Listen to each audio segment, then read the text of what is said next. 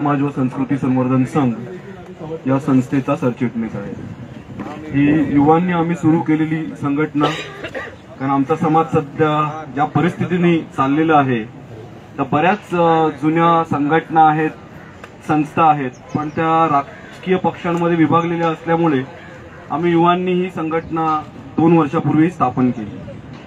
प्रमुख मुद्दा होता मातोश्री मीनाताई ठाकरे मार्केट। हे मातोश्री मीनाताई मार्केट जे दादर मध्ये आहे ते पूर्वी प्लाझाचं जे थिएटर आहे तिथे भरत असे। तत्कालीन सरकारमध्ये असलेले मराठी भाषिक, आता मी नावं घेत नाही, पण त्यांनी सांगितलं की तुम्ही दुसऱ्या ठिकाणी जा, तुम्हाला सुसज्ज मार्केट बांधून देतो, आणि तसं मार्केट बांधून देण्यात आलं। त्यांना तिथे स्थलांतरित करण्यात आलं आणि तिथे त्यांचा व्यवसाय सुरू झाला।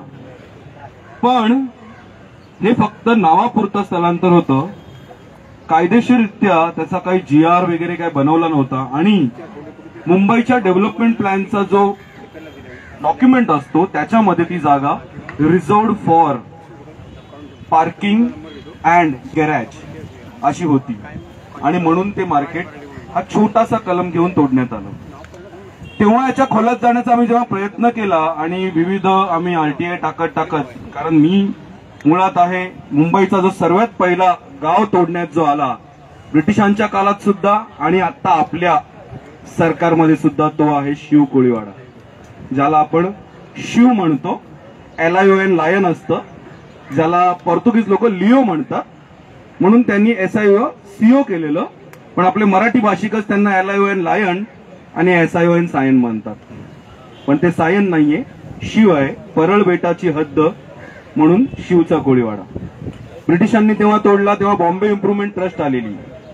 बॉम्बे इम्प्रुव्हमेंट ट्रस्ट याकरिता आलेली की मुंबईमध्ये जी प्लेगची साथ पसरलेली, वेगवेगळ्या साथी पसरत होत्या, इथे बऱ्याच ठिकाणी चिखल होता, डोंगर होते, आणि या डोंगरामध्ये राहणारा आदिवास करणारा हा आदिवासी कोळी समाज इथे वावरत होता।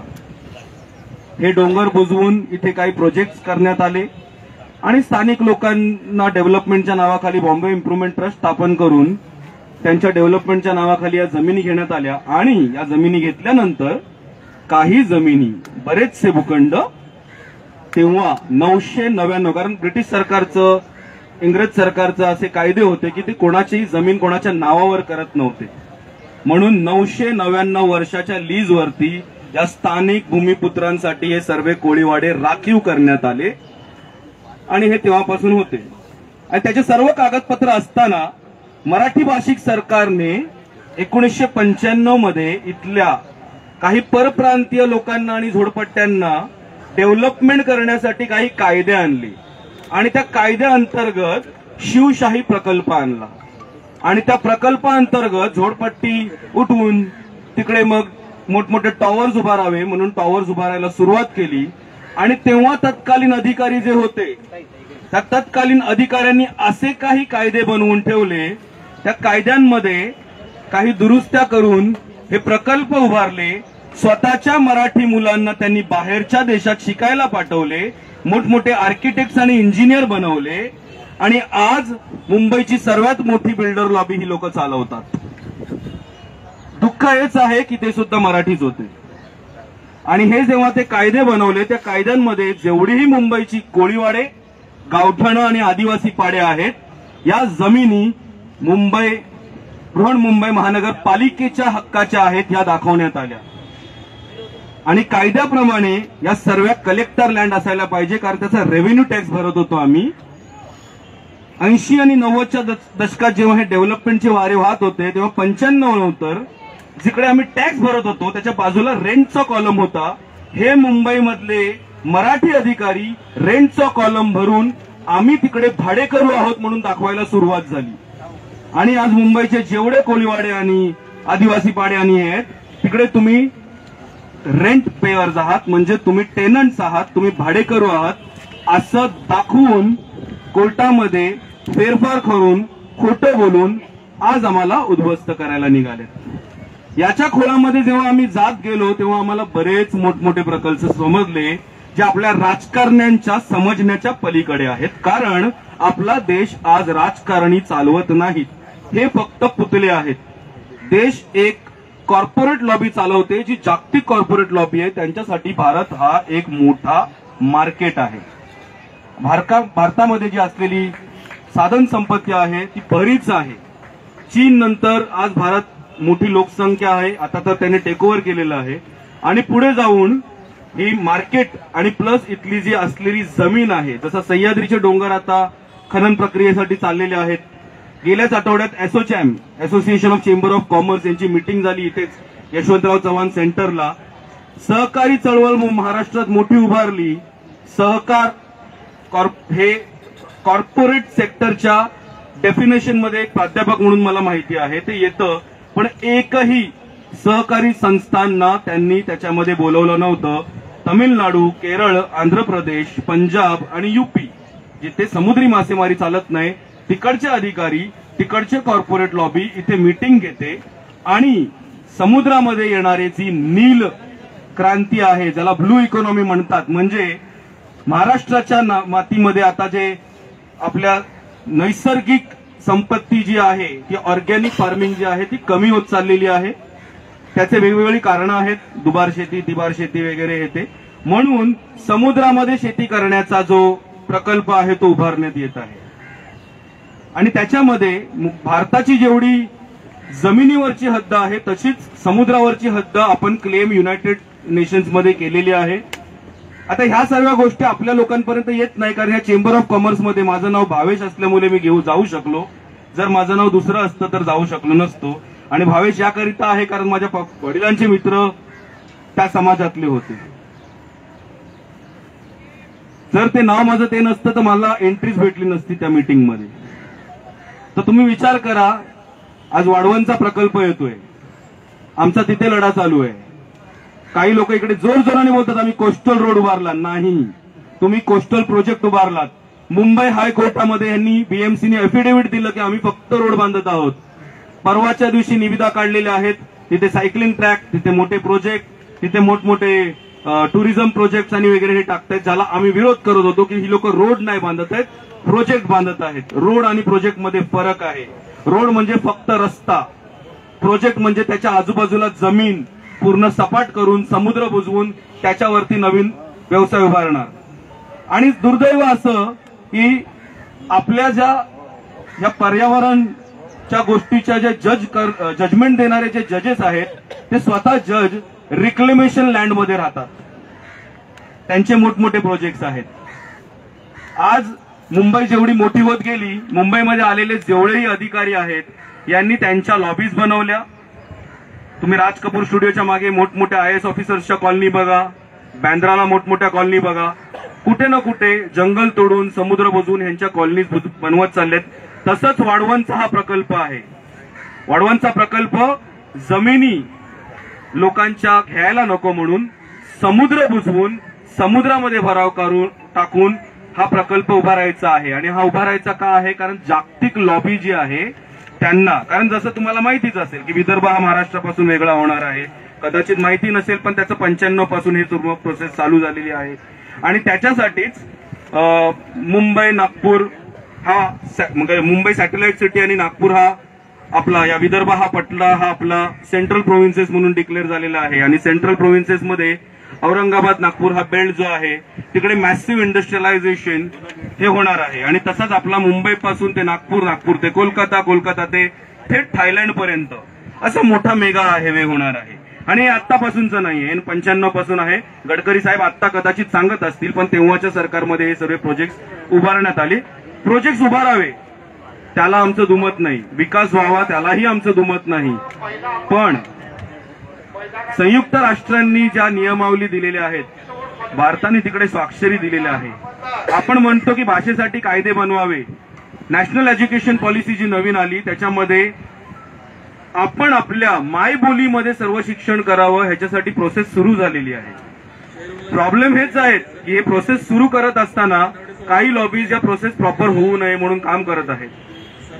प्रत्येक उद्योगधंदा येताना आजूबाजूच्या युनिव्हर्सिटीजनी, हे जागतिक स्तरावरती आहे, आजूबाजूच्या युनिव्हर्सिटीजनी, शिक्षण संस्थांनी, विद्यापीठांनी तिथे कुठलाही प्रकल्प यायच्या अगोदर, कारण आपण एक शिक्षण घेतो एक ठराविक पर्यंत असते, टेक्नॉलॉजी त्याच्या पुढे गेलेली असते. म्हणून दर 5 वर्षांनी जे पास झालेली युवा आहेत त्यांना परत नवीन येणाऱ्या प्रकल्पासाठी सुसज्ज करण्यासाठी कॅपॅसिटी एनहान्समेंट प्रोग्राम करायचे असतात. त्या बेसिसवरती ह्या सर्व कॉलेजेसला आणि यांना नॅकचं एक्रेडिटेशन मिळतं, एनबीएचं एक्रेडिटेशन मिळतं, युनायटेड नेशन्सचेही काही एक्रेडिटेशन आहेत युनेस्कोची ते मिळतात की हे बाबा या शिक्षण संस्था त्या स्तराच्या आहेत. आता हे कॅपॅसिटी एनहान्समेंट प्रोग्राम जेव्हा होतात तिथे मराठी मुलंच नसतात. आता हे का होतं? कारण आपल्या मुलांपर्यंत ह्या गोष्टी पोचतच नाहीत. काही अशा लॉबी आहेत, म्हणजे आज चेंबर ऑफ कॉमर्स असो, फेडरेशन्स असो, या सर्व लॉबींवरती एक विशिष्ट लोकांनी हे केलेलं आहे, त्यांचा दबदबा आहे, त्यांचीच मुलं पुढे व्हावीत म्हणून हे सर्व कारस्थान आहे. आणि आमचा समाज जेव्हा याच्या खोलामध्ये जायला लागला तेव्हा आम्हाला या सर्व लॉबी समजायला लागल्या. आम्हाला तेव्हा समजायला लागलं की वॉटर मीटर गटरच्या पुढे बीएमसीचं कार्यच नव्हतं. महानगरपालिकेचं काम वॉटर मीटर आणि गटरचं आहे. यांनी या जमिनीचा कायदा स्वतःच्या हातात घेतला, जमिनी ताब्यात घ्यायला लागले आणि परस्पर कोणालाही देण्यात येत गेले. तसंच बीएमसी जशी आहे तसंच बीएमसीचा जो डेव्हलपमेंट प्लॅन बनतो आजूबाजूला आज फक्त बीएमसी पुरता मर्यादित नाही तर मुंबई मेट्रोपॉलिटन रिजन झालेलं आहे. आता मेट्रोपॉलिटन रिजन हे एका अधिकाऱ्याच्या अखत्यारीत दिलेलं आहे, कारण तेव्हा असणारे जे सरकार होतं ते मराठी माणसांचा जास्त विचार करत होतं. म्हणून MMRDA हा प्रकल्प स्टेट गव्हर्नमेंटच्या मार्फत आणि तेव्हाच्या सेंट्रल गव्हर्नमेंटच्या मार्फत आणला की ह्यांच्यावरती बीएमसी मध्ये जे मराठी आहेत नगरसेवक आहेत त्यांच्यावरती वचक बसवण्यासाठी. आणि या MMRDA इकडच्या नगरसेवकांपेक्षा जास्त ताकद देण्यात आली, वॉर्ड ऑफिसरला जास्त ताकद देण्यात आली. आणि नगरसेवक कितीही विरोधात गेला तरी ते त्याचं ऐकणार नाही, वॉर्ड ऑफिसर त्याचं काही असेल ते मनमानी करतात. आणि त्याच्यामुळे बरेचसे आम्हाला असे प्रकल्प समजण्यात आले की तिकडे MMRDA सरळ सरळ सांगतं की हे प्रकल्प होणारच कारण हे देशाच्या हिताचे आहेत. आता कोणाचं घर तोडणं हा देशाच्या हिताचा प्रश्न कुठून आला? काय गरिबांचं घर तोडणं, इकडचे स्थानिक भूमिपुत्रांची जी घरं हजारो वर्ष जुनी घरं आहेत, म्हणजे आमच्या सायनमधल्या ज्या चाली होत्या त्या चाली आमच्या ब्रिटिशांच्या काळातले मिलिटरीचे बॅरेक्स होते. सायन कोलीवाडा गाव कुठे राहिला त्याच्या बाजूला तो रेल्वे ट्रॅक जातो जो समुद्राच्या बाजूचा रेल्वे ट्रॅक होता. आज त्याच्या बाजूला प्रतीक्षानगर, प्रतीक्षा म्हणजे काय, वेटिंग एरिया. 70च्या दशकात मुंबईमध्ये या बाजूच्या एरियामध्ये लालबाग परळ वगैरेच्या भागामध्ये काही डेव्हलपमेंटचे प्रोजेक्ट आलेले, तेव्हा तत्कालीन सरकारांनी काही लोकांना प्रतीक्षा या जागेवरती तात्पुरता त्यांना तिकडे सेटल करण्यात आलेलं. पण अजूनही प्रतीक्षानगरमधली लोक प्रतीक्षाच करत आहेत. सर्व मराठी भाषिक तेव्हाच्या इकडच्या गिरणी कामगार वगैरे होते, त्यांना इथे आणायचं होतं, ते अजून झालेलं नाही. आणि ते प्रतीक्षानगरचे आता म्हाडाच्या अंतर्गत याला त्याला देऊन ते इतरांना देण्यात येत आहे. त्याच्या पलीकडे जाऊन Priyadarshini park, Bombay port trust इथपर्यंत हा संपूर्ण जमीन आज हे केलेली आहे. आता आम्हाला जेवढं आठवतं आमच्या अजय पज्जेंनी जे डॉक्युमेंट आमच्याकडे दिलेले आहेत, एक तर सर्वात मोठा घोटाळा महाराष्ट्रातला आहे की मोडी लिपी ते देवनागरी कोणाला समजण्यासाठी करण्यात आला माहिती नाही, पण ही मोडी लिपीमध्ये जे लिहिलेलं आहे त्याच्यामध्ये बरेच अशा गोष्टी आहेत की इथे जेव्हा डेव्हलपमेंट आली, इथे जेव्हा कंपन्या झाल्या तर इथल्या स्थानिक लोकांसाठी काही राखीव पदं ठेवण्यात आलेली, युनियन्स होते. आज युनियन्स जात चाललेले आहेत, स्थानिक लोकांसाठी जी राखीव पदं होती ती जात चाललेली आहेत. आणि त्याच्या पलीकडे जाऊन आता जे नवीन येणारे जे कायदे आहेत ते अजून भयंकर आहेत. आणि हे कायदे बनवणाऱ्या ज्या संस्था आहेत, आपल्याकडे मराठीच आपले आमदार खासदार आहेत, त्यांना आम्ही भेटतो, ते आम्हाला सांगत असतात की हे जे डॉक्युमेंट्स बनतात, कारण मुंबईचा डेव्हलपमेंट प्लॅन बनत असताना तो डेव्हलपमेंट प्लॅन आम्ही जे अर्ज केलेले, सजेशन ऑब्जेक्शन टाकलेले, तो आम्हाला त्याची कॉपी एका संस्थेच्या कपाटात सापडली, जे आमचे ओरिजिनल साईन केलेले डॉक्युमेंट होते. ती संस्था एका इंजिनियर्स आणि आर्किटेक्ट लॉबीची आहे. आणि ती लोक बसल्या बसल्या आज ठरवत आहेत की मुंबईमध्ये कोण येणार, कोण कुठे राहणार, कुठले हॉटेल येणार, फ्लोटिंग जेट्टीज येणार, कुठे काय होणार. आता ह्या लोकांची नावं तर घेऊ शकत नाही, कारण ऑलरेडी आम्हाला अर्बन नक्सल आहात तुम्ही आणि हे आहात तुम्ही असे भरपूर काही काही शब्द वापरून झाले. म्हणजे दिबा पाटील मुवमेंटमध्ये तुम्हाला माहिती असेल की त्या मुवमेंटमध्ये आम्ही जो लढा दिला, लढा फक्त त्या आंतरराष्ट्रीय एअरपोर्टसाठी नव्हता, पण तो लढा ह्याच्यासाठी होता की आम्ही इथले स्थानिक भूमिपुत्र आहोत. आमचे सुद्धा नेते होते ज्यांनी इथे रक्त सांडलेलं आहे. आज पोषा नाकवाचं नाव घेतलं जात नाही, भाऊसाहेब राऊतांचं नाव घेतलं जात नाही. ह्या सर्व लोक चळवळी ज्यांनी उभ्या केल्या, रविकांत पेरेकर, आता ज्यांनी शिवसेनासाठी इकडे हे करून दिलं, आज अजूनही आरबीआय मध्ये ते युनियन लीडर होते, त्या काळी मराठी माणसांसाठी त्यांनी तडीपारी भोगतली. आजही रायगड जिल्ह्यामध्ये राहतात, ते मुंबईमध्ये येऊ शकत नाही, अजूनही त्यांच्या केसेस ते लढत आहेत. हे जे नेते होते, या नेत्यांनी जेव्हा म्हणजे मुंबई सर्वप्रथम जी बंद केली ते आमच्या समाजाचे भाई बंदरकर, त्या भाई बंदरकरांनी मुंबई जेव्हा बंद केली आणि ती मुंबई बंद ह्याकरिताच केलेली की तेव्हा जी लोक चळवळ होती की इथले जे स्थानिक लोक आहेत, मराठी माणसं आहेत, त्यांना त्यांचे हक्क दिलेच गेले पाहिजे. आज ह्यांची नावं पुसून आमच्या माती काही ठराविक माणसांची नावं टाकली जातात, ज्यांचा आमच्या मातीशी काही संबंध नाही. मी तर ह्या म्हणेन की ज्या काही शिक्षण संस्था आपल्या आजूबाजूला असतील तिकडे जर इतिहास शिकवायचा असेल तर आपल्या गावाचा इतिहास शिकवा, भूगोल शिकवायचा असेल तर आपल्या गावाचा भूगोल शिकवा, तिथली माती शिकवा.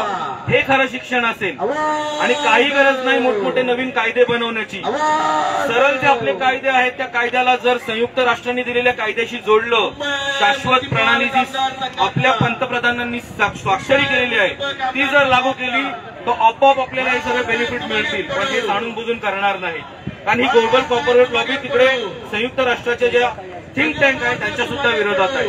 आणि ती सुद्धा आपल्यासारखी लोक चळवळीतली लोक आहेत जे तिकडच्या स्थानिक लोकांसाठी काम करणारी आहेत, आदिवासी लोकांसाठी काम करणारी आहेत, भूमिपुत्रांसाठी काम करणारी आहेत. एवढंच बोलून मी माझे 2 शब्द संपवतो. जय हिंद, जय महाराष्ट्र.